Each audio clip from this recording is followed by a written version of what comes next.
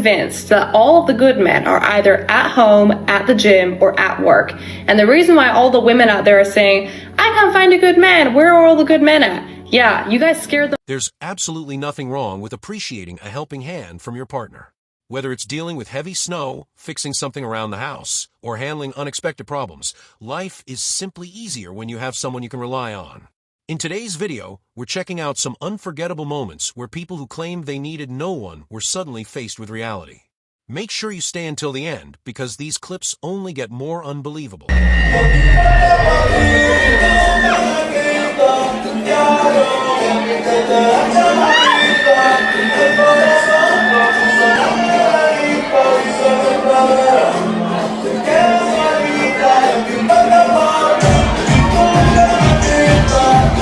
Getting stuck on the side of the road with a flat tire or a broken-down car is frustrating for anyone. But after confidently saying you don't need anyone's help, it's ironic when you're suddenly left dealing with everything alone. Sometimes life has a funny way of challenging the things we say. Figure out if you independent and don't need it. A few moments later. I'm literally on the side of the road in North Carolina, and I don't have nobody to f***ing call to help me. And what's crazy is I've been stuck on the side of the road for at least 40 minutes, and ain't nobody stopped yet. And I'm already changing my tire already by myself. Damn. And I just want to say, like, I don't have nobody. Honestly, there was no reason for such a dramatic reaction. If she feels happier with her decision, that's completely up to her. At the end of the day, it was her own choice, so getting angry afterward doesn't really solve anything. Okay, I posted a video about men not liking me, and the comment section is just absolutely frying me at the moment. But the amount of people that brought up my nose ring is wild. And then someone said I look like a Democrat because of the nose ring. So I'm taking it out. I just want to see, because I don't take this thing out. I just want to see. Oh my god, my light is so bright. I have a feeling I'm not going to be able to put this back in. And oh my god. Oh, I got it.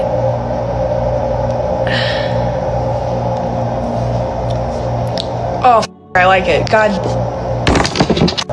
Sorry. Bad reaction. I like the no nose ring. Oh my god, I never thought I'd say that.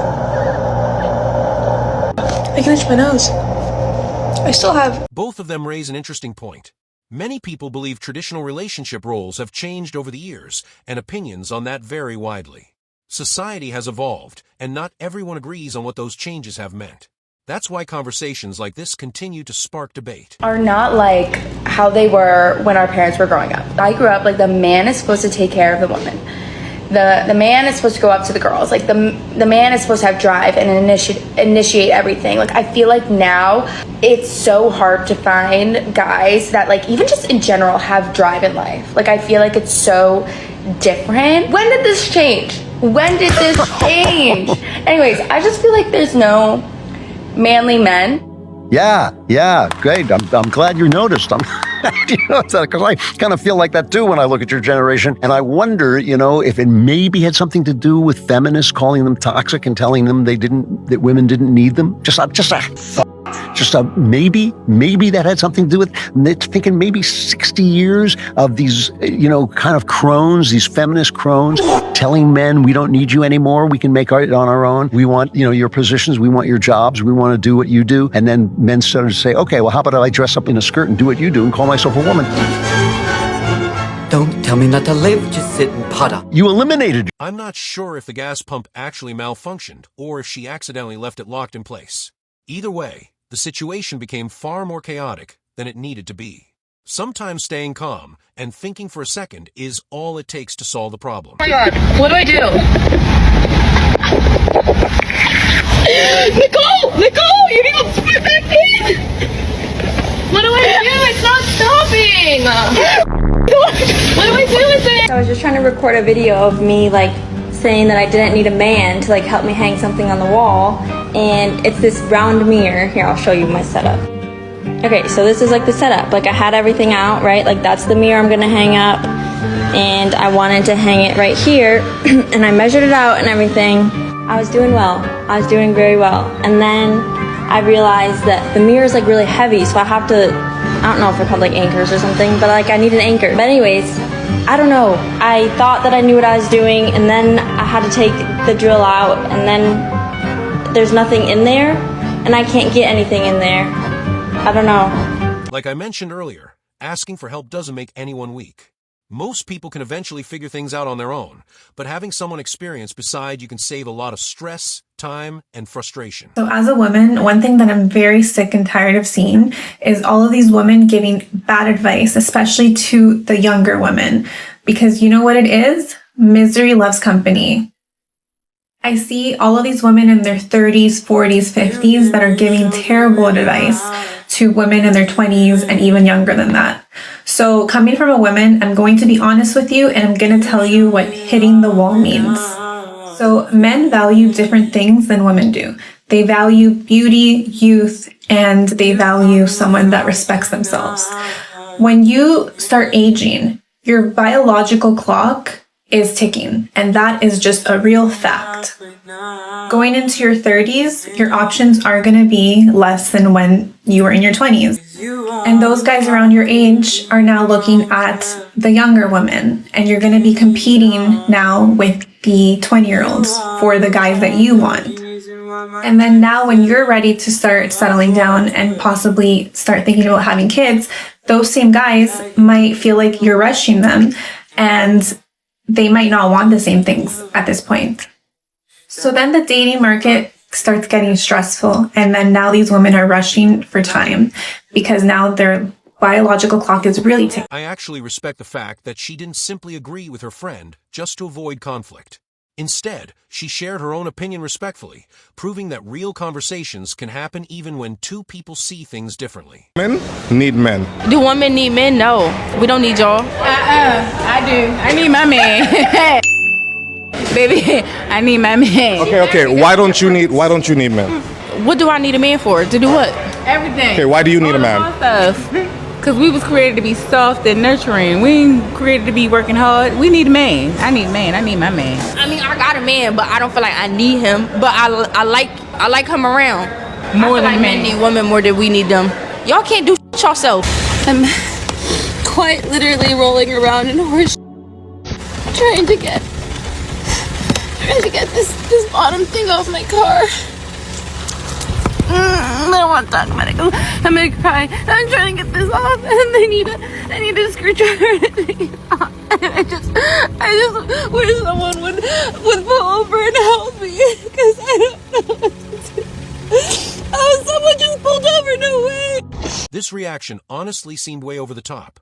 Sure, fixing a car isn't easy if you've never done it before, but setting up a camera before trying to solve the problem makes it feel more like creating content than focusing on the situation itself. Somebody who's closer to 40, no kids, never been married, a red flag. As a guy who's been divorced and has kids, a woman who's over 30, has never been married and doesn't have kids, she's not a prize to me. Like, you're a high risk, like extremely high risk.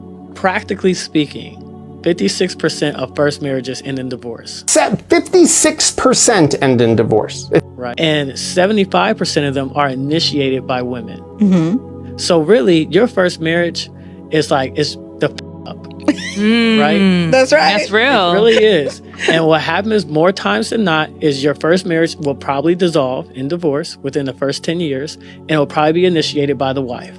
And highest probability. Why would I attach myself to a woman who's never been married? Statistically. Facts. That's so good. I already gone through my fuck up. Right. I'm not about to do it again. You're going through the globe now. Yeah. That's right. So that's why I prefer a woman who has... This guy is approaching the situation from a practical perspective. Whether people agree or disagree, he's simply looking at the statistics and making a decision based on the risks he believes exist. Everyone evaluates relationships differently, and that's his approach. I'll tell the feminists, but I would rather stay home and cook and clean. I would rather do it. When I tell you I love to cook and clean, just don't tell the feminists. I love to do it, and I love to do it for a man. I do. However, not outside of marriage. Absolutely not. That sounds like hell. But just to see the look on a man's face when you cook him a meal that is so good, you could just tell he's proud. There's just something, I don't know, there's something within me as a woman. Maybe it's almost turning 25. They got me thinking, like, this cooking and cleaning thing isn't bad. Like, I just don't understand why women wanted to work. What was the point? Like, there is nothing satisfying about working. A man that takes care of you, a man that provides for you, you don't have to worry about anything, no bills. I will cook and clean all day. Like, what is... So I just mowed my lawn with this. This is a manual lawnmower. I have a very small lawn, but through this process, I know what my definition of feminism is. My definition is this. I know I can do anything, but I don't want to do everything. Thank you for coming to my TED. There's nothing wrong with wanting to make your partner happy. Healthy relationships usually work best when both people genuinely care about each other's happiness instead of treating everything like a competition. Kind of what's happened the last 50 years. We said, please let us work. We want to work. Let us go into the workforce. We want to do it. And the men said, you're going to hate it. And we said, no, come, we're going to love it. You guys get to wear suits. I want to wear a suit jacket. And the men said, are you sure? You want to do the military? We said, yeah, I love camo. And they're like, no, you have to do what? Camo. They said, all right, ladies, go ahead, go do the jobs. And we did. Now, 50 years later, we're like, this is kind of hard. I don't get to really see my kids. This has been tough, but we're ready to go back to the kitchen. We're ready. And the men are like, what? You guys have just shit on us for a decade, or for 50 years. You guys have all these tattoos, statistically. You have all this debt. I'm not paying this debt. You guys aren't even in shape. Good luck. And that's where we get the what do you bring to the table conversation. They're like, what can you bring? Once major social changes happen, it's almost impossible to reverse them completely. Some people believe today's society has improved, while others miss how things used to be. No matter where you stand, those changes are now part of the world we live in. Thanks for watching this video. If you enjoyed it, don't forget to leave a like, subscribe to the channel, and let me know your thoughts in the comments. I'll see you in the next video.